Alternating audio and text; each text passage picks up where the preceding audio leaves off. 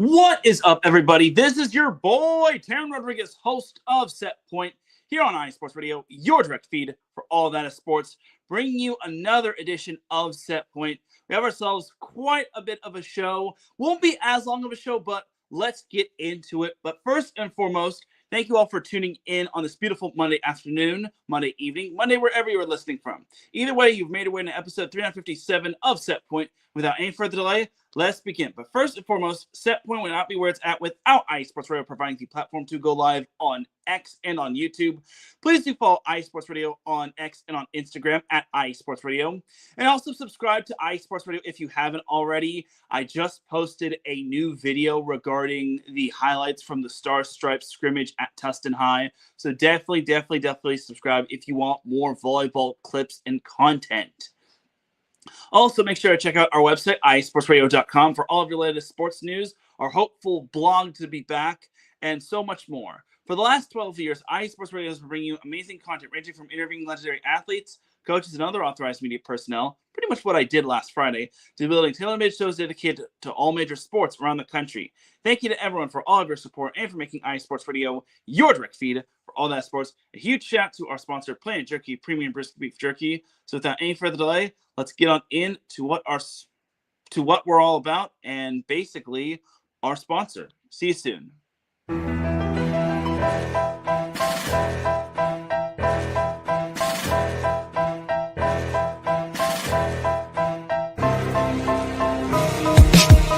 For the last 10 years, iSports Radio has been bringing you amazing content ranging from interviewing legendary athletes, coaches, and other authorized media personnel to building tailor-made shows dedicated to all major sports cities around the country. Make sure to follow us at iSports Radio on X, Instagram, Facebook, TikTok, and YouTube to keep up with the latest in sports and with all of our shows. Also, make sure to check out our daily updated website at iSportsRadio.com. At iSportsRadio.com, you can see our daily show schedule and check out all of our show pages with personal bios to learn a little bit more about each of our awesome hosts. In addition to our show pages, you can catch the iSports Radio blog, Hall of Fame, Fans of the Month page, and our merchandise shop, including t-shirts, tank tops, caps, long sleeves, hoodies, and more. For now over a decade here at iSports Radio, we've continued to be by the fans, for the fans, and we thank you all for your support and for making iSports Radio your direct feed for all that is sports.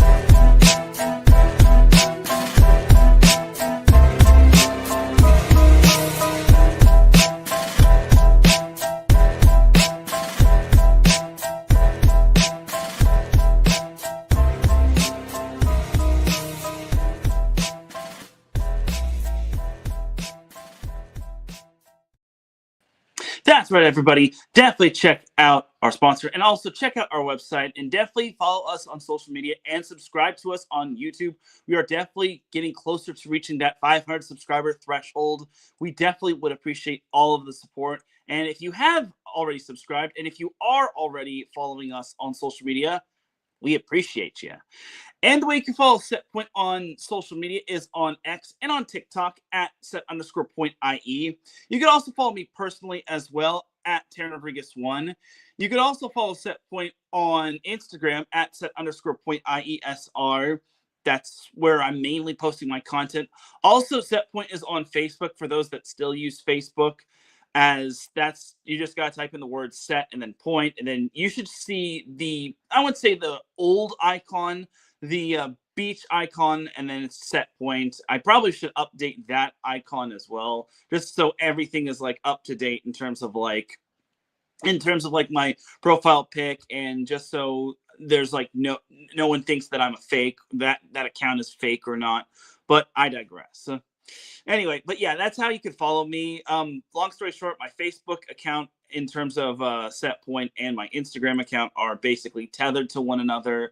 So with all that being said, let's get on into the volleyball action. So there's not going to be too much to talk about. So spoiler alert, this week is actually going to be a quiet week in terms of volleyball. The only thing happening in terms of volleyball this week is actually going to be the Junior Olympics happening in Indianapolis. So yeah, it is.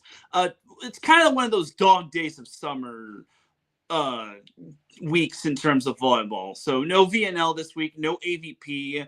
It also is 4th of July week. So that's probably another reason why. But it is what it is, and we're just going to all have to be patient and wait for next week. So with all that being said, let's get on into the volleyball action. So last week we had a very eventful week 2 of the VNL. It was a banger of a VNL week, but we have to start off with the U.S. That ain't it. The U.S. men's national team. All right, so this was an interesting week for the U.S. men's national team. They came into this week 3-1. They actually were ranked ahead of all their opponents that they were supposed to face this week. But honestly, I was very impressed by the U.S. men's national team for this week. I thought they did a good job overall, so let's just get on into it. So the first 2 matches were, I wouldn't say they were throwaway matches, but they were kind of expected matches. So their first match was against Cuba, and honestly, I was not surprised that the U.S. won. The U.S. pretty much rolled past Cuba. I wasn't ultimately concerned up until set 3.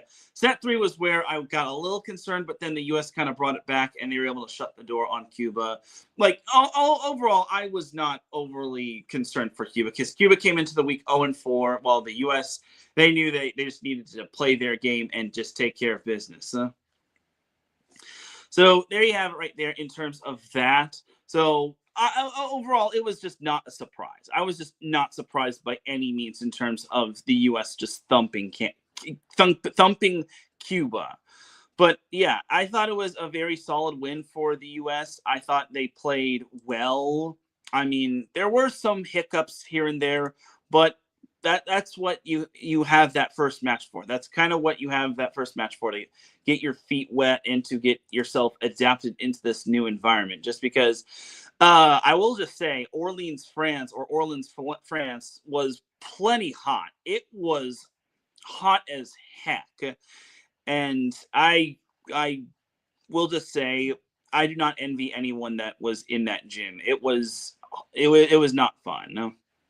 And if you had to play in that, I have my deepest sympathies for you. But yeah, USA pretty much handled Cuba very, very easily. Now, their next matchup was on Wednesday. That was the Tuesday matchup. The Wednesday matchup was against Iran. And this one was a little bit more surprising. Now, Iran is one of those younger teams that is so scrappy and so talented and so hungry to pull off an upset. But for the U.S., they were not going to have any of it, as the U.S. did sweep them. But the first set was tight. The third set went into overtime, and Iran had so many opportunities to push this to a fourth set. But the U.S., because they were so up there in talent and they were still on their A game, they did not allow it to go to a third set or a fourth set, as Matt Anderson led the way with 15 kills. I'm sorry. He had 15 kills, but 17 kills went to Cole Hartke. Yes, Cole Hartke is just continuing his tear through the VNL. Keep in mind, he's going to be a junior next year at Pepperdine. So Cole Hartke is just getting started in terms of his volleyball career, and it's really, really scary for everybody else. But overall, it was a good win for the U.S. Iran, like I said, they were a very scrappy team. I got to give it to them. Micah Christensen set the offense. Yes, the Micah Christensen that I interviewed at the first Stars versus Stripes scrimmage at Cypress College. So, yeah, Micah Christensen was back in action after he missed week 1. Also, TJ DeFalco was back in action. So, good to see TJ DeFalco back. And who else was back? Gabby Garcia was back. Kyle D'Agostino was back. Mike Ma was already on there. Matt Carnegie was also there, but he didn't really get a chance to play too much. But it still was good to see Carnegie make the main roster. So there you go. So yeah, again, it wasn't the cleanest match, but Iran was a very scrappy team, and the U.S. just handled business. So a good win for them. And honestly, they're halfway through. They were halfway through the VNL, and they were 5-1. So that was a very promising sign. So then they had the day off. Good little day off to just recharge the batteries and just refresh after beating a very solid Iran team. But then they took on Japan. And here's the thing about Japan. Japan was missing a good chunk of its stars, and some of their top players did actually get benched. But to the unfortunate mishap for the U.S., they fell short of taking down Japan. They lost in 5, where the 5th set was decided 15-13. Let's actually fast forward to the 5th set. Let's do it Matthew Houlihan style, and let's take it to a 5th set breakdown. So the U.S. and Japan were just basically going bare knuckles at one another. It was 5-5. Japan went up 7-5. U.S. called timeout. Despite everything the U.S. tried to do, the U.S. just could not get any closer than 1. And eventually, Japan went up 11-8, and it was danger zone time for the U.S. But the U.S. brought it back to within 1. They were only down 11-10, but Japan still had the answer for them. Japan eventually had match point at 14-12, but they missed a serve, so the U.S. had one more shot. And even though it was a very good serve from Matt Anderson, I think it was Matt Anderson, Japan just passed that ball perfectly, and eventually they just put the ball down off of a bit kill, and that was how Japan was able to take down the U.S. in 5 sets. So a very gut-wrenching loss for the U.S. It's not a bad loss by any means. Japan was the last undefeated team in the men's VNL, so I gotta give them a lot of credit. Japan, even without most of their star talent, and even though Yuki, I think I forget the guy's last name. It's like Yuki Mashishida or Ishishiki. Regardless, or Ishikawa. Yuki Ishikawa, he did get benched in sets 4 and 5. But the fact that Japan just has so much depth in terms of their roster, they had a lot of talent. And Japan is well known for their defense and for digging the ball and just finding scrappy ways to score. So I got to give it up to Japan. They just really came to play. And overall, it was a tough loss for the U.S. Like, for Japan, they had 2 different players with 20 plus kills, which were Ran and Mayura. And meanwhile, for the U.S., they were led by Matt Anderson and TJ DeFalco, both having 15 kills. Well, actually, they both didn't lead them, but they both had 15 kills. Jake Haynes led the way with 21 kills. Unfortunately, it was not enough for the U.S. as they fell short in 5 to Japan. And you're about to see that Japan just continues to just roll, dude. Like, it's just not funny. Like, if there's ever a year for Japan to win the men's VNL, it's this year. I'd be shocked if they just found a way to just not win. But I digress. I mean, we still have plenty of time left, but more on that later. So the U.S. did have one more match. They took on Serbia yesterday. Now, Serbia was another interesting opponent. So the U.S. in the first set, they just dog-walked Serbia, winning that 25-12. Second set, Serbia actually went up 18-14. I was getting a little concerned. I'm like, oh, that's one way to bounce back from getting drubbed in set 1. But the USA brought it back. Eventually, they took set 2, 25-23.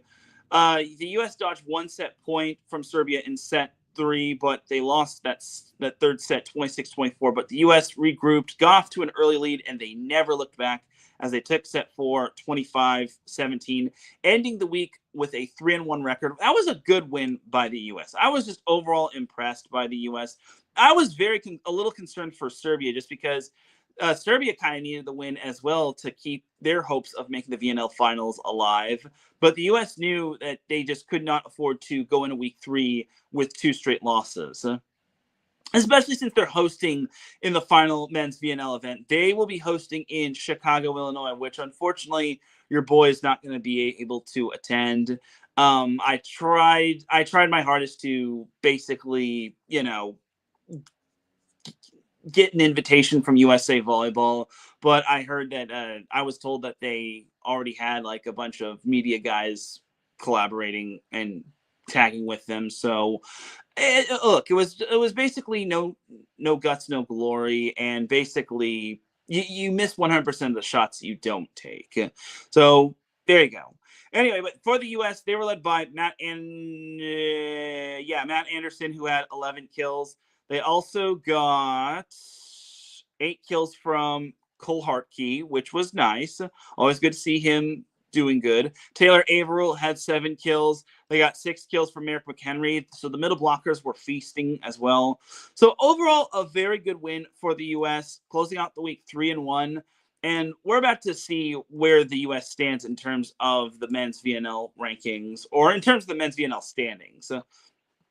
But for the U.S., 3-1 is pretty darn good, especially since now their schedule is really starting to pick up. And you're about to see that the men's VNL from second all the way down to maybe 12th is just so dangerous. So let's get on into the rest of the men's VNL. So again, USA going 3-1 was not the worst thing. Would it have been great to see the US in all alone in first place? Well, maybe not all alone in first place, but would it have been great to see the U.S. in first place? And would it have been great to see the U.S. go 4-0? Of course. But there's still room for the U.S. to grow. So we can't expect miracles overnight from Karch Cry. But, it's still a very good week regardless. All right, but that is that for the USA portion of the VNL. So now let's jump on into that's the wrong one. So the overall portion of the men's VNL. So the men's VNL started looks like it started late Tuesday, if not early Wednesday, where Turkey swept China. Okay, this was not surprising. I'm sorry, but China is not good. Turkey was 1-3 going into this week. And they knew they needed to they're pretty much going to have to run the table if they want to make the VNL finals. Turkey did pretty much get China out of the way quite nicely. And this was no surprise. I mean, Turkey actually is a solid team. It's just that they kind of caught some bad breaks and they had such a rough schedule in the first week of the men's VNL. But this next match was actually very exciting. You had Bulgaria taking down Italy in 5. This was a fun match. And I will say this until the cows come home.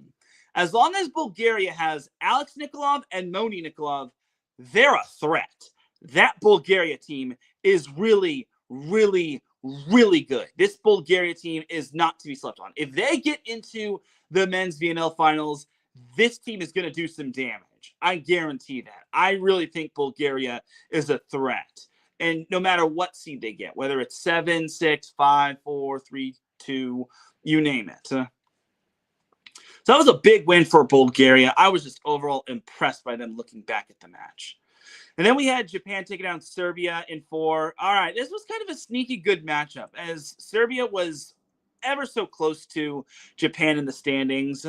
But Serbia actually entered 3-1 while Japan was 4-0. But Japan proved that they were the better team and then some. I'll give it up to Serbia. They made it interesting in the third set, winning it. But after that third set, Japan pretty much just handled them.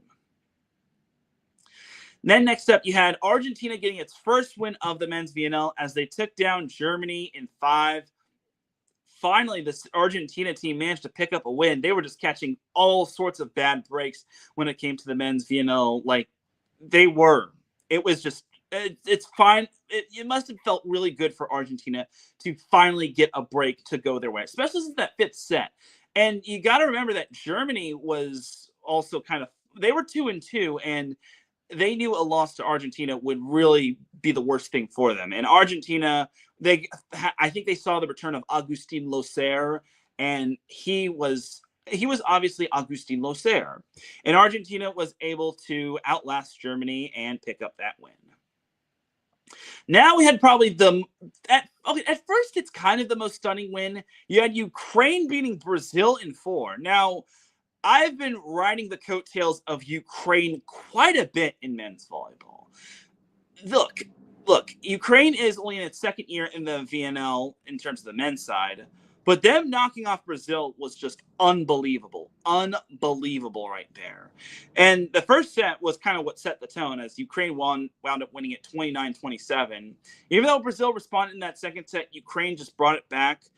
They've got some guys on their team. Ukraine has some dudes on that team. And honestly, that Ukraine team is not to be messed around with.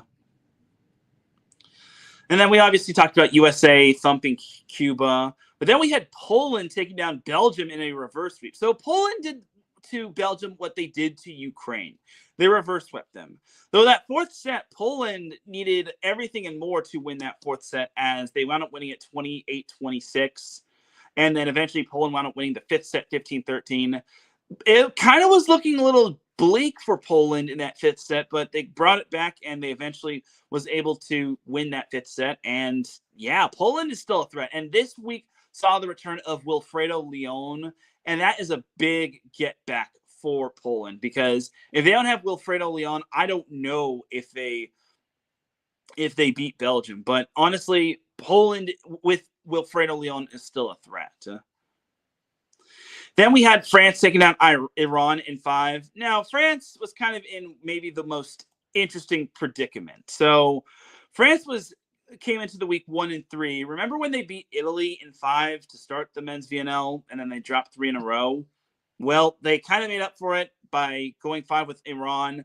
But this just goes to show that Iran is just really good. Like, 4 out of the 5 sets that France and Iran played were decided by 2 points. I'm sorry, 3 out of the 5. The 2 sets that France won by more than 2 points were sets 1 and sets 3. But Iran came to play. Like, they're scrappy as heck. But France was able to eke one out, and that's kind of big for them. And then Slovenia took down Canada in 4. So this week did actually get to, I think this week was the week we got to see Skylar Varga in action. But unfortunately for Canada, Slovenia unfortunately just had other plans, as Slovenia, look, they came into the week 3-1, while Canada came into the week 1-3. Canada needed to pretty much run the table to have any sort of hope to make the VNL final. So a good win for Slovenia. Solid win right there, as they get the full 3 points and they don't get upset. Jumping to Wednesday, we had Belgium taking down China in 4. Now, it was a refreshing sight to see China taking a set off of Belgium. But honestly, Belgium brought it back, and they eventually wound up winning it in 4. Look, this was not surprising. I'm going to say this again, and I really hate to say this about China, but China's not good. There's a reason why they were in the high 20s, low 30s going into this week, and they just kept going further and further down. But yeah, Belgium, China, you didn't really miss much when it came to that matchup. Now, this matchup, if you missed this matchup, then I felt bad for you. Ukraine did it again. They took down Italy in straight sets, and this was when Italy was ranked number 2 in the world. But man, Ukraine is just kicking butt and taking names. So it seemed like Ukraine was just one-upping their wins one by one. Brazil was at first the best win for them, and then they go on and sweep Italy, which I thought was very good, if you ask me. So Ukraine, you just don't sleep on Ukraine. Do not sleep on them by any means. And then USA swept Iran, and then Poland took down Turkey. So I actually put that Turkey went 4-0, but let's actually just correct this really quick. I'm thinking of the women's VNL where they went 4-0. So there we go. So yeah, Poland took down Turkey. I gotta give it up to Turkey. They gave it their all when it came to Poland. And look, Poland with Wilfredo Leon is just a cheat code. If Poland didn't have Wilfredo Leon, I think Turkey might have had a shot. But I will say this for Turkey, this is a very encouraging sign for them, because no offense to them, and maybe I'm wrong, Turkey isn't really known for men's volleyball. The fact that they pushed Poland to 5 was very incredible. And you got to remember, Poland, believe it or not, they were actually ranked number 1 in the world. Turkey was ranked number 11, and the fact that Turkey almost pulled off the upset was very impressive. But unfortunately, Turkey just was a few points short, and Poland took them down. And then you had France taking down Cuba in 5. So just when France was done with the 5-setters, they needed another 5-set match to take down a team that had not won a VNL match this year. And yeah, France needed everything and more, as I think his name is Trevor Clevenant. Trevor Clevenant was just fantastic for France. He's always fantastic when it comes to France. But yeah, France, to me, they needed everything and more. But Cuba was hungry for that first win. Unfortunately, Cuba is going to have to starve, as even though they did earn 1 point, France was able to take that second point and leave them without any dinner. And then you had this gem of a matchup. You had Slovenia outlasting Bulgaria in 5. So Slovenia, I should also mention that France, Slovenia, and Poland were the host teams. And on that day, on last Wednesday, they all pulled off 5-set thrillers, which I thought was really cool if you ask me. So Poland pulled off a 5-setter against Turkey. France pulled off a 5-setter against Cuba. Slovenia pulled off a 5-setter against Bulgaria, which that was actually really good. And it was actually looking bleak for Slovenia in set number 4 as they were down 17-14, but Slovenia was able to turn the tide, ride the momentum from their crowd, and eventually take that 5th set 15-6. So overall, a very good match. And yeah, Slovenia needed everything and more. And this would have been an upset had Bulgaria won, because Bulgaria was number 8 in the world going into that match, while Slovenia was number 6. But unfortunately for Bulgaria, they fell short. But you can't fault the effort from Bulgaria. Next up, you had Thursday's matches where you had Argentina sweeping China. I don't need to go over this matchup all that much just because I wouldn't say this was a toilet bowl, but Argentina just handled business. Like, Argentina came off of a big win over Germany. They had the day off, and then they used that day off perfectly to rest and recover as they just swept China. Look, this was not surprising, and I'm not going to say it again. China just isn't as good as they are in women's volleyball than they are in men's volleyball. And that's no disrespect to China. I'm not trying to say that to put them down. It's just that Argentina knew they needed to start piling up the wins if they want to have any sort of hope to winning or to making the VNL finals. So Argentina, to me, sweeping China was zero surprise. Next up, you had Ukraine taking down Canada in 4. Now, this was also, I would say, a little surprising, but Ukraine is just on a freaking tear, dude. With that win, Ukraine actually went up into the top 10 in the world. But for Canada, they are just going through it, dude. Like, they are just going through the worst of it. Even with all the talent they had, Canada is just not good in terms of the men's VNL. So it's unfortunate, but it is what it is. But Ukraine, 3 in a row for Ukraine in terms of week 2 of the men's VNL. I was very, very impressed by Ukraine. Ukraine is just kicking butt and taking names. They might actually be a dark horse to win this whole thing. So do not sleep on Ukraine. All I got to say is all aboard the Ukraine train. I think that nickname is taken, but I digress. Then next up, you had Japan outlasting Iran in 5. All right, this was another one of those interesting matchups where Iran is just so much better than what their record indicates. So Japan wound up thumping them in the first 2 sets, but then Iran managed to bring it back, win the 3rd set and the 4th set. But Japan, being the very talented team that they are, they wound up taking set 5, 15-12. And look, Japan has just really been living on the edge. You're about to see in their I already talked about their match against USA, but this was kind of one of those interesting matches. And look, Iran was playing with house money here, even though they were playing in France. But Iran literally was playing with nothing to lose, and they were just letting it ride and just playing loose, relaxed, and free. Meanwhile, Japan, they knew that a loss to Iran before facing the U.S. would be detrimental to their confidence and to the standings. So Japan outlasting Iran, not ultimately surprising, but Iran is just so freaking scrappy, dude. That's a team that if you take lightly, they're probably going to beat you more often than not. Then next up, you had Germany taking down Belgium in 4. So this was kind of the rivalry between these two teams. As we all know, obviously the battle of the black, yellow, and red. But Germany was able to outlast Belgium in 4. Look, this wasn't surprising by any means. I mean, Germany knew that it needed any sort of win and any sort of spark. And Belgium was coming off of, they were 1-1 going into that matchup for that week. But Germany, they also had a bye the previous day. So they used the bye to their advantage, while Belgium, unfortunately, I think playing 3 straight matches isn't really ideal, especially since Germany is their rival and emotions can get really high when it comes to that matchup. But yeah, Germany's hopes of making the VNL finals are still alive, while Belgium's are kind of on life support. Then you had Italy taking down Brazil in 4. Now, this was an exciting matchup, but it didn't really have that sizzle. and for both these teams were on the struggle bus. I think, yeah. Italy had lost 2 straight, while Brazil had lost 2 straight. Or was it just that one match against Ukraine? They lost to Ukraine, and yeah, it was just that one match to Ukraine. So yeah, I'm getting my matches mixed up. But yeah, both of these teams were kind of on the struggle bus. But Italy had lost 2 straight. Brazil had lost to Ukraine.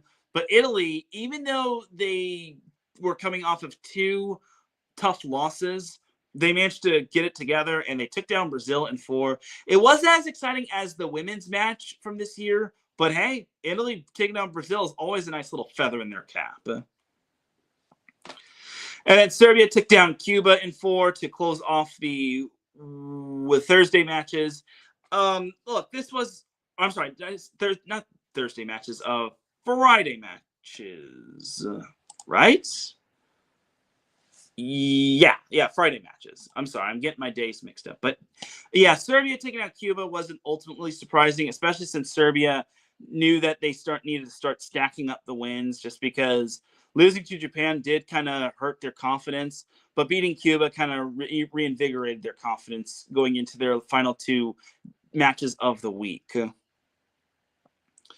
So then we jumped to Saturday. We had Bulgaria oulasting Canada in 5, and I really hate to have to bring this up, and I feel bad for Skylar Varga, but Moni Nikolov kind of monied Team Canada. And it's funny because Skylar Varga was the one that served the ball to the Bulgaria side, and then Moni did his little Moni Nikolov fake, and eventually the ball landed on the Canada side, and Canada, look, Bulgaria wound up winning the match in 5, but honestly, it's not that Canada's bad. It's just that Canada is just catching so many bad breaks, and there's a lot of better teams ahead of them. And you're about to see that they're going to be in a very sticky situation come week 3. And then we already talked about Japan versus USA. Sad stuff, unfortunately, but it is what it is. I mean, once Japan got up by 3 points in that 5th set, it was pretty much GG no re. So moving on, Poland took down Germany in 4. Okay, Poland dropped the first set, but then rebounded very nicely. And Poland is still a threat. I'm going to say this quite a bit, but Wilfredo Leon definitely makes a difference for this team.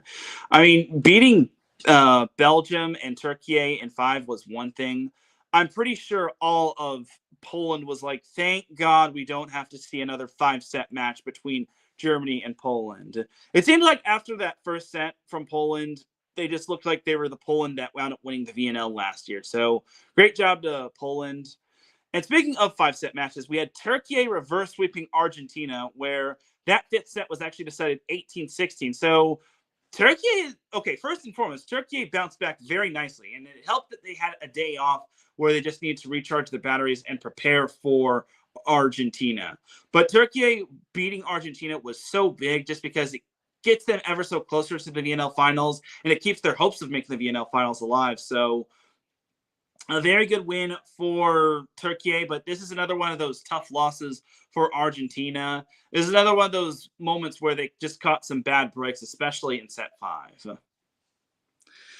And then you had Slovenia sweeping Brazil. All right, Slovenia, I thought, did a very good job of not letting... Okay, well, they had the day off, but they utilized their day off quite well. And more importantly, Slovenia also took advantage of Brazil coming off of 2 tough losses, one to Ukraine and one to Italy. So the fact that Slovenia was able to utilize its day off perfectly and they didn't get too high off of the 5-set win over Bulgaria shows that Slovenia is still a very serious contender when it comes to the men's VNL. And then you had France sweeping Serbia to close off Saturday's matches. All right, this is kind of surprising, kind of not. I was a little surprised that France pulled off this win, but then I realized, oh, wait, France has a lot more talent than most people give them credit for. I mean, I think France in week 1 does not do them any justice because, yeah, they wound up winning in 5 against Italy, but then the next 3 matches were kind of stinky cheese. But now I think France has most of their top guys on their roster. I think that this team is better than what week 1 showed. And it also showed in this matchup. And I'm going to say this for France, just like I did with Poland. All of the France's fans are probably breathing a sigh of relief saying, thank God we don't have to see another 5-setter from this team. So I think the key for France is don't go 5 sets. I think unless you're facing Canada, but I digress. All right, now for Sunday. So Sunday we had Germany taking down China in 4. I don't need to say much about this. I mean, Germany was, I wouldn't say they were on the struggle bus, but they needed some sort of bounce back win after losing a tough one to Poland, and they got one against China. So they ended off the week 2-2, and they're 4-4 in the standings. They're not out of the VNL finals running just yet, but I will say they're now in one of those precarious situations, which you're about to see later on.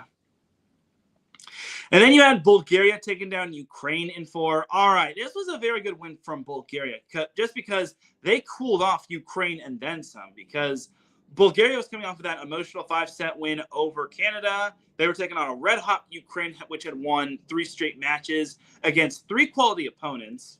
I mean, even though Canada's record doesn't say otherwise, that's still a very quality win, especially for a second-year team in the VNL.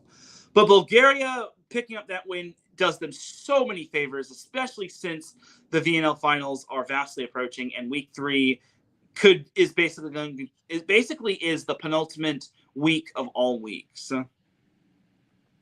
So the fact that Bulgaria took down Ukraine was a big win for them. So great job to Bulgaria on winning that. And then next up, you had Iran and Cuba. All right, I don't want to say this in a mean way, but this was kind of one of those matches. And I say matches just because it had a lot of, I wouldn't say sadness, but a lot of unfortunate events. So one unfortunate event that did happen in the Cuba-Iran match was one player from Cuba unfortunately did get hurt, which was such a tough one. So it was the middle blocker, one of the middle blockers for Cuba. He unfortunately hit it into the net, and then he landed awkwardly on, I think it was his right leg. And if you saw that match, he was just writhing in pain. He was in pain. And I felt his name was Concepcion. So Concepcion, unfortunately, sadly, and this was only in set 2, by the way. So set 2, Concepcion, sadly, he unfortunately suffered a leg injury. I don't know the extent of his injury, but oh man, he was just screaming in pain. And I gotta give it up to Iran. They showed a lot of good sportsmanship, and God, Cuba's just going through it. Joe McCurdy, if you follow him on Instagram, he was not kidding. Cuba is going through it, and losing Concepcion is now the cherry on top. And to make matters worse, Cuba finished the week 0-4. So now they're 0-8 overall, and they could be in danger of getting relegated. Now, I would call this a toilet bowl, but honestly, Iran was scrappy and hungry for a win, while Cuba was hungry for their first win. The 4th set, in my mind, could have gone either way, but Iran was able to win it 30-28.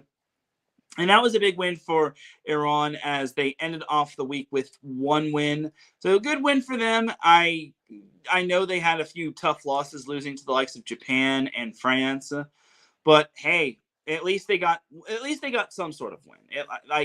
They need all the wins that they can get in terms of winning in terms of the men's VNL. I mean, it's not looking like they're going to make the VNL finals, but the fact that they're challenging these teams and they're making these teams sweat is really impressive, if you ask me. So don't sleep on Iran for the near future. But for now, I think Iran is still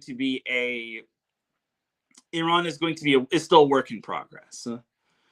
And then for poor Cuba, hopefully for their sake, they can get it together. And hopefully for their sake, Concepcion's injury isn't all that serious. But I digress. Then you had Turkey sweeping Belgium. So this was another good win for Turkey. They pulled off 2 sweeps in the span of 2 days. And they finished 3-1. So that definitely puts Turkey at 5. It puts them at 5-3. And it puts them at a point where they could still make the VNL finals.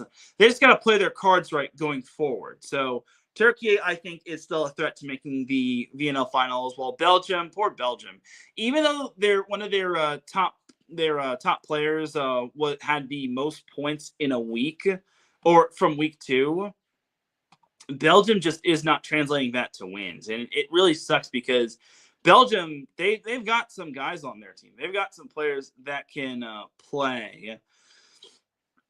Unfortunately, that was just not the case for them, as Reggers was the one. Reggers had 19 kills in the match against Turkey, but it was a 3-set match. Though the first 2 sets did need overtime, so you got to take that into consideration as well. But Turkey, they're finding ways to win, and if they get into the men's VNL finals, that could be rather interesting for them, and that's a nice little accomplishment right there. Next up, you had Brazil taking out Canada in 5. So despite all of Canada's best efforts and despite a big match from Skylar Varga, unfortunately, Brazil was able to pull off the win. I say unfortunately for Canada's sake, but man, Brazil needed this win in the worst way. Both of these teams came in with 0-3 records in terms of week 2.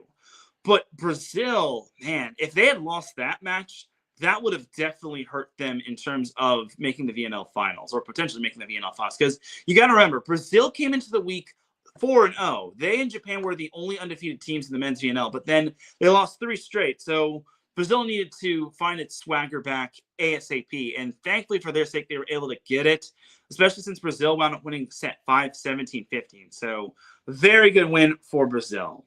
Speaking of 5-set matches, Japan. Oh my God, Japan just keeps finding ways to win.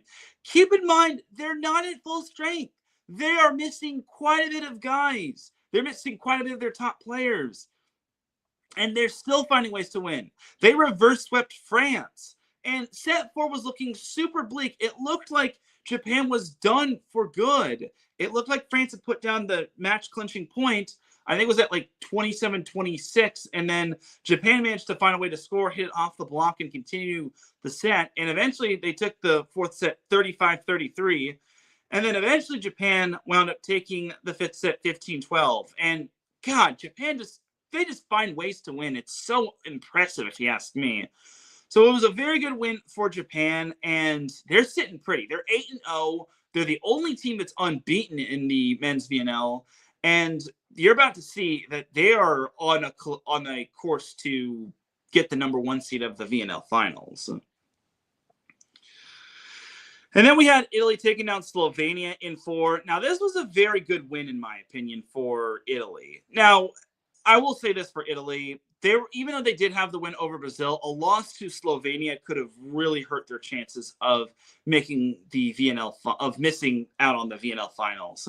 Just because if Italy goes into that week 5-3, then it's kind of a problem. But if they go into the week, I'm sorry, not 5-3. If they go into week 3, 4-4, Italy it would have been in a lot of world of hurt. But now they're 5-3 going into week number 3, and that's big right there. But for Slovenia losing, especially after winning that first set, it just kind of felt like Slovenia didn't have it after that first set. It felt like something switched on for Italy, and Italy wound up riding that momentum all the way until the end. And keep in mind, Slovenia was one of the 3 hosts for week 2. So the fact that Slovenia unfortunately could not get the job done, that's a big loss right there, considering now that puts them 2 games behind Japan and also puts them tied with the U.S. for 2nd place, along with Italy, of course. I'm sorry, not Italy. It was no. I think it is just those teams, just the U.S. But I digress. No, it was Poland. So I'll get into the standings later. But yeah, Slovenia, Poland, and the U.S. are tied for 2nd. But you're about to see that the tiebreaker kind of favors one team. But now let's get on into this final matchup. Oh boy, Argentina, Poland. This was one of the last few matches to cap off the men's VNL. And man, this match lived up to the hype. So Argentina, Poland in the first set. Argentina wound up winning the first set 50,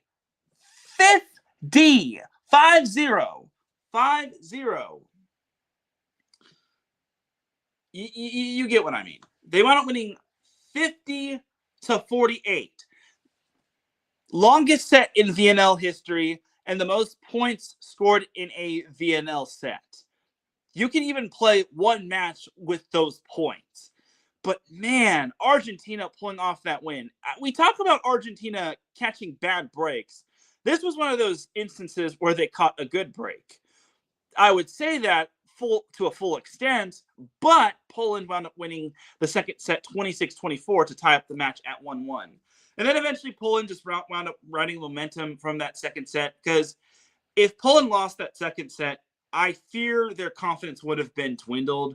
But again, this is where having Wilfredo Leon back in the fold just really helps them out. So Poland ended the week off 4-0, and they're now in a pretty solid position after a very tough week one.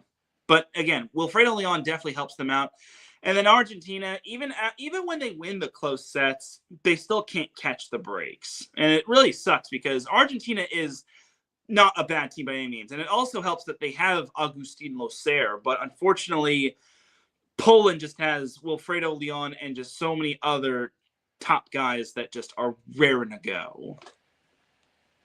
And then we already talked about the U.S. and Serbia. So that is that right there for the men's VNL in terms of week 2. So looking at the VNL standings, so Japan is all alone in first place. They have a 2-game lead ahead of the United States, which is just 1 point behind them. But the U.S. is 6-2.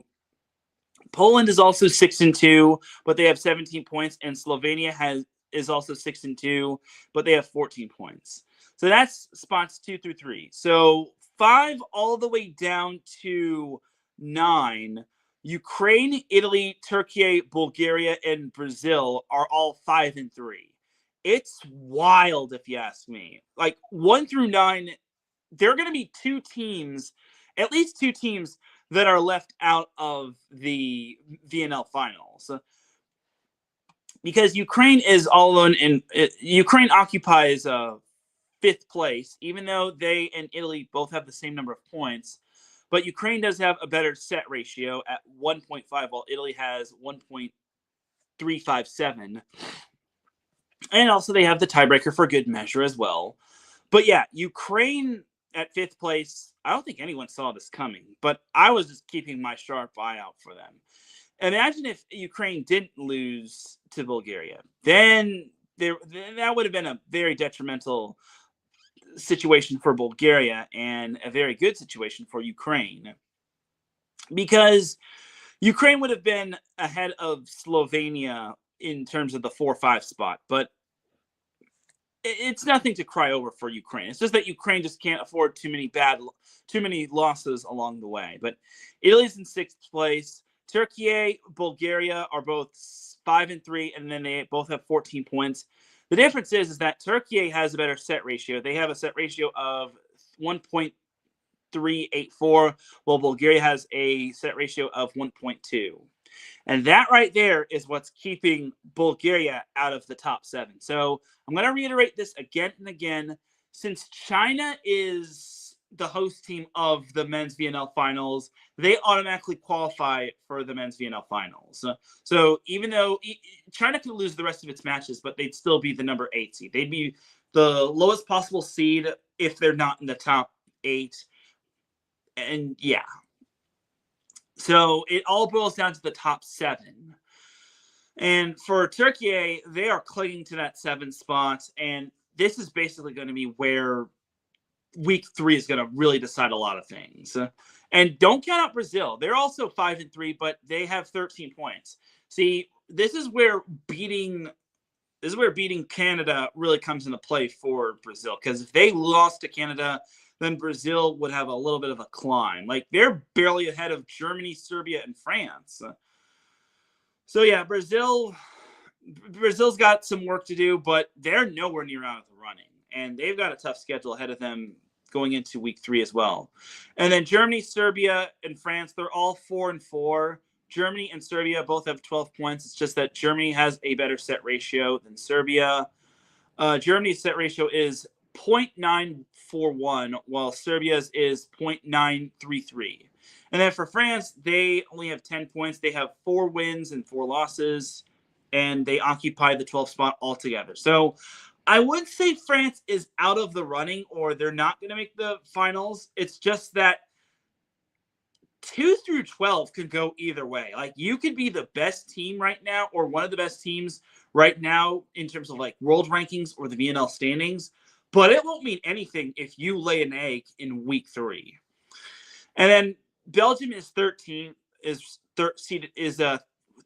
the standings. They're 3-5. I mean, they're not technically out of it, but they would need a lot of help, and they need to run the table themselves.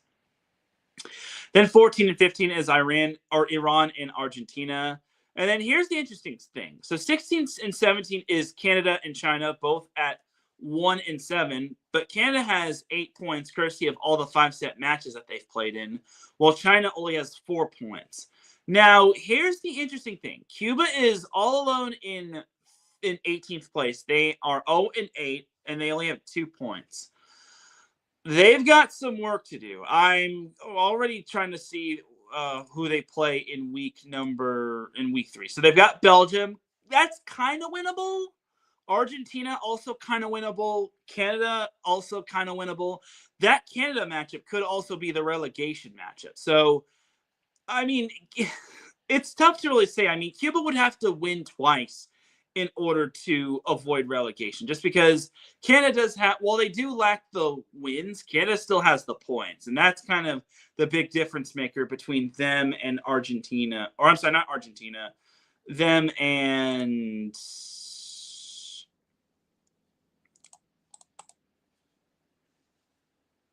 China. So, but that also leads me to something. If China is hosting, would they still get relegated after this season?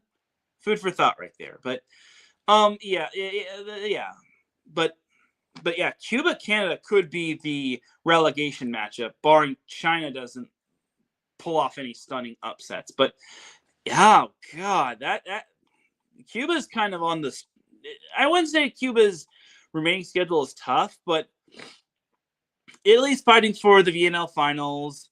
Argentina is basically fighting for glory. Canada is fighting to not get relegated. God, imagine Canada getting relegated. And then Belgium is also kind of fighting for the VNL finals, but they're also kind of playing for glory as well. So you have that right there for Cuba. And there you have it. And then China, who does China face? China, it's not going to really matter because, like I said, China could lose all their matches and then they still qualify for the playoffs or for the finals. But, China's got a lot of tough matches. They've got the United States, they've got France, Bulgaria, and Brazil. So USA is vying for possibly the top spot, but they're also mainly vying for a VNL final spot. And then France is also trying to vie for a VNL final spot. Same with Bulgaria and same with Brazil. So I don't want to say this to be mean to China, but I think China could be on the outside looking in.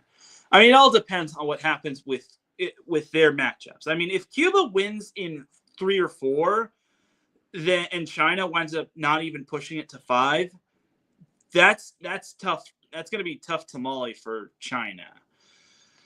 But we shall see. And then I guess looking at Canada's schedule in terms of like not trying to get relegated, they've got Argentina. That's kind of winnable right there. I mean, but facing Augustin Loser is going to be tough. Japan, that's obviously going to be a tough one. I mean, if Japan keeps playing the way that Japan is playing, they're not losing. I will also just mention that imagine Japan at full strength. If Japan gets the full strength, that could be scary times. That could be scary hours right there. If Japan gets to full strength, the rest of the VNL is in trouble. But that's if they get to full strength. And then, like I mentioned, Canada, Cuba, that could be the relegation match. And then Belgium, Canada, I mean, that's kind of winnable. But honestly, Beggars, I think, can definitely have himself a big match for Belgium. So you have that right there. Let's look at the U.S.'s schedule, and then we'll pump the brakes on the VNL because this won't be happening for another 2 weeks. But looking at the United States' schedule, they obviously play China in their first matchup. That should be a very winnable matchup. And something to note, the U.S. is playing in Chicago, Illinois. I'm just going to say this right now. If you're in the Chicago, Illinois area, or you're in the Illinois area in general, or in the Chicago area in general, buy your tickets and support the United States men's volleyball national team. No excuses. Unfortunately, your boy can't be there just because he doesn't have the funds to go there, and also it would probably be a lot of work trying to get my butt down to Chicago, but it is what it is. But after the U.S. plays China, their schedule gets really tough. So they've got, maybe not really tough, but Brazil, you never know with USA versus Brazil in volleyball altogether. And then USA versus Bulgaria, that is a payback matchup for the U.S. because you got to remember, the U.S. lost to Bulgaria in the World Championship last year in a 5-set barn burner. So the U.S. probably wants revenge for that loss. And then USA-Poland, I think that's a rematch of the VNL finals from, I think, 2 or 3 years ago, where Poland took down the U.S. in 4, which I remember watching that matchup. It was a bummer of a matchup. But, again, Wilfredo Leon was just on a whole other level. Even when he was struggling, Wilfredo Leon was just doing his damage. But yeah, the U.S., I think they're still in a good situation when it comes to I can't imagine they lose to the point where they don't make the VNL finals. If that happens, then the downfall of the U.S. needs to be studied.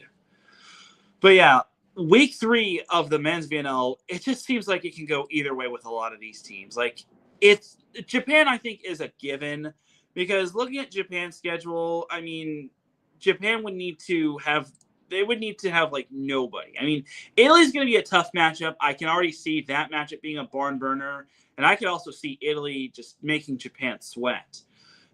Canada, in my opinion, like I said, Japan plays their game. They're not losing to Canada. Belgium, that should be a winnable matchup for Japan. I can't imagine Japan losing that matchup unless Beggars goes off again. And then Japan, Argentina, again, Argentina is probably playing for glory, but it all depends on what Japan. If Japan already has a VNL final spot locked up, or if they have the number 1 seed locked up, I could see Japan possibly resting its starters. So you have that right there, but we shall see.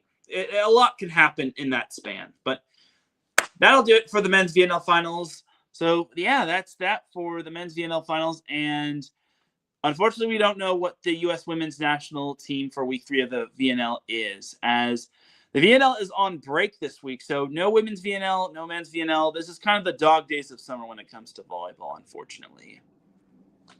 But I should also make note of the Stars versus Stripes scrimmage, as I actually got a chance to attend that, and it was a very fun scrimmage as the Stripes took down the Stars in 4 sets. So 4 sets was guaranteed to be played. But if the 2 teams were tied 2-2 after 4 sets, then the 2 teams would play a 5th set, and it could have gone either way. But honestly, for the scrimmage, it was very fun. Kyle Hobus really impressed me. Also, I got to see Kyle Hobus at my summer job, which I thought was really cool. I got to also interview Andrew Rowan and Cam Thorne and Jacob Pasteur, as well as Kyle Hobus. So definitely go check out those interviews.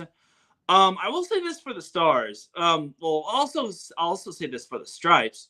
The fact that they faced the likes of Andrew Rowan and Cooper Robinson, both of which had VNL experience, and they wound up winning unofficially, was still pretty darn good, if you ask me. So I was very impressed by both teams. The Stripes team was what really impressed me. The Stars team didn't play Mason Briggs, probably because maybe he needed some rest, or he kind of got dinged up in Canada, but it is what it is. And also the Stripes team didn't have Wes Smith, which is a bummer, but it is what it is. I mean, he still has plenty of. I mean, the fact that he's getting experience when it comes to the men's VNL or when it comes to the men's national team is really cool. And he still has, I think he has like 3 more years or 2 more years at USC. Because I remember his first year kind of got cut short. His second year, he didn't really get to see a little bit of time. And then last year, he got to make an impact for USC. So I think he has 2 years. If not, he has 1 more year. Maybe the whole new eligibility thing is going to give him an extra year, but we shall see. But overall, I enjoyed attending the Star Stripe scrimmage. Thank you again to USA Volleyball for letting me attend as a media member. Huge thank you to Holly Wong for arranging the interviews. It really meant a lot, and I really appreciate her being the media coordinator. She is not only a friend of the show, but just an amazing person overall. And congratulations to her on graduating from UCLA. So she's one of the good ones when it comes to the volleyball media and USA Volleyball altogether. So, well, there are most of USA Volleyball, if not all of USA Volleyball, is good people. So there you go. But yeah, I enjoyed it, and it also felt good to hear Rob Aspero back on the mic. So in the first Stars versus Stripes scrimmage, Rob told me he was on vacation, which I gotta ask, where's my vacation? I'm kidding. Last year was kind of my vacation because I didn't have to work, but I digress.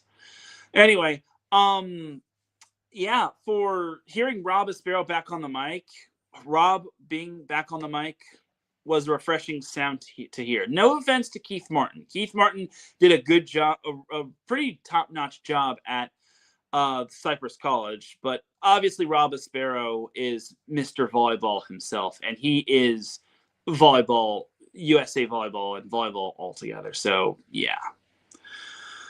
But yeah, it was actually a very good turnout, and I actually got to throw one of the little volleyballs, which I actually had to fail, which at first, one of the little mini volleyballs kind of came to me, and as I was trying to post everything, it's like, come on, I want to throw the ball far, and it didn't really go that far. But thankfully, I was able to take a few steps forward, and then I just chucked it into the crowd.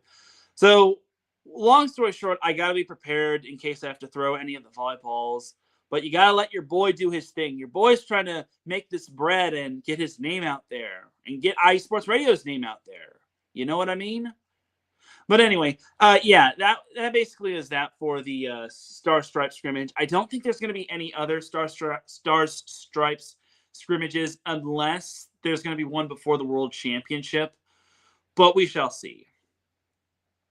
But that is that right there for all of USA Volleyball and the VNL. So the AVP League, as we all know, it's not going to be back until next week. So next week will be week 5 of the AVP League, which will take place in Long Beach.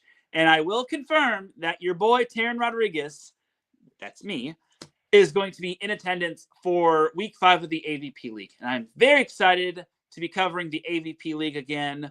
And I can't wait to see the action. And thank you to Greg Ball. It's a funny story because I think it was was it last Monday or was it last Tuesday? But it was last Monday or last Tuesday. I actually got an email from Greg Ball saying, hi, all.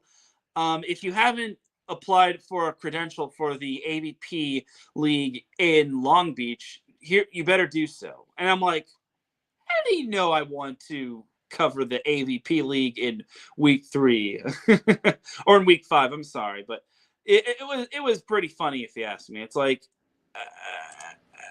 how did you know this? Do you watch the show? Yeah, it just felt a little. It was June 23rd, which was last Tuesday. Last Tuesday at 6:22. Yeah. It just felt weird. It's like, does he watch the show, or does he know that it's now that the AVP League is now in the area, an area that is like close to me?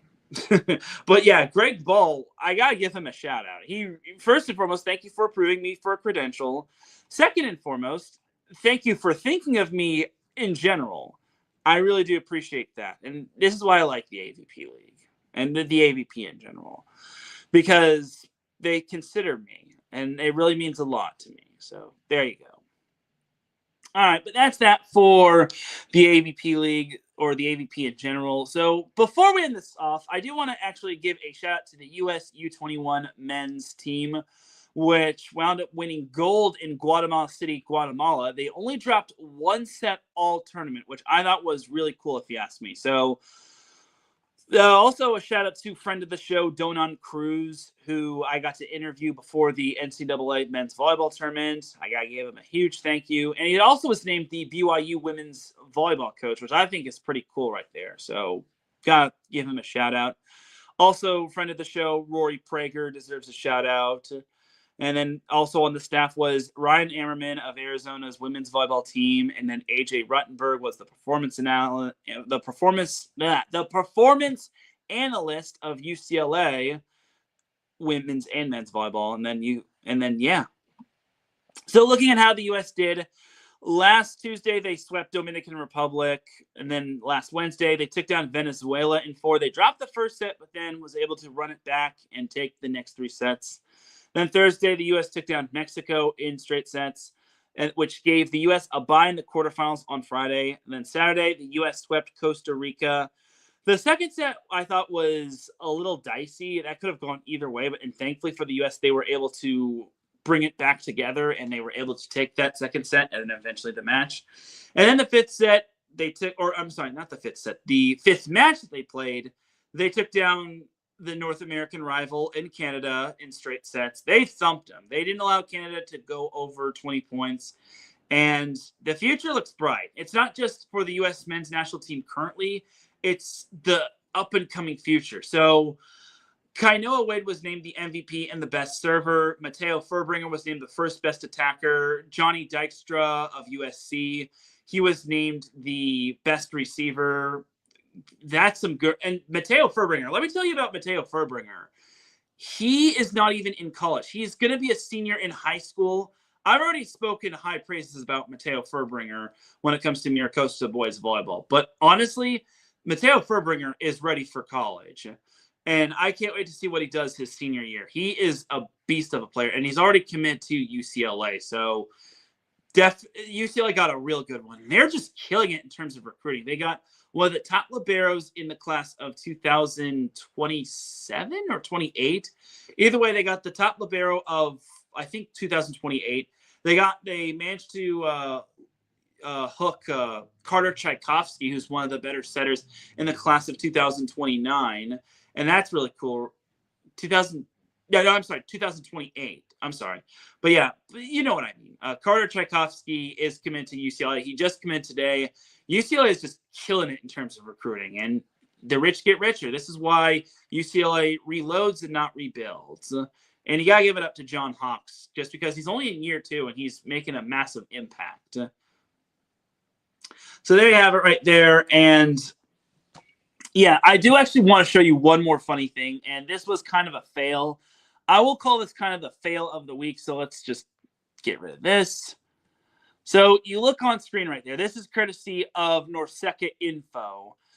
So you look right here. Look right here at the MVP. Kyler Wade. Kyler Wade. Not Kyler Wade. Kainoa Wade. Blah. But yeah, Kyler Wade? Kyler Wade? Kyler Wade? Kyler Wade? Kyler Wade? Kyler Wade?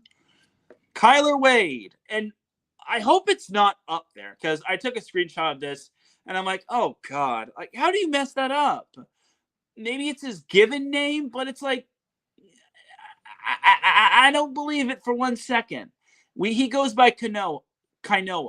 You call him Kainoa Wade. Somebody get Charlie Wade on the phone. Like, you just can't make this up.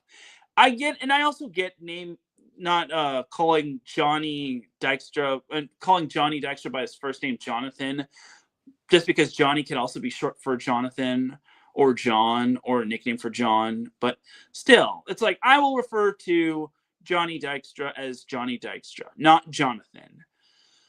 But yeah, Kyler Wade, Kainoa Wade, fix that immediately, nor second info. And if that's on a website, somebody better get Charlie Wade on the phone, and he better chew them out ASAP. But going back to the US U21 team, that's impressive stuff right there, winning gold. And I think it's their second straight year that they wound up winning gold as well. As it's also the second straight year they took down Canada, as they took down Canada in 4 last year, which I thought was really cool as well.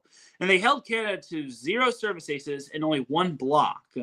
So yeah, the US is just clicking on all cylinders in terms of men's volleyball and women's volleyball in the future.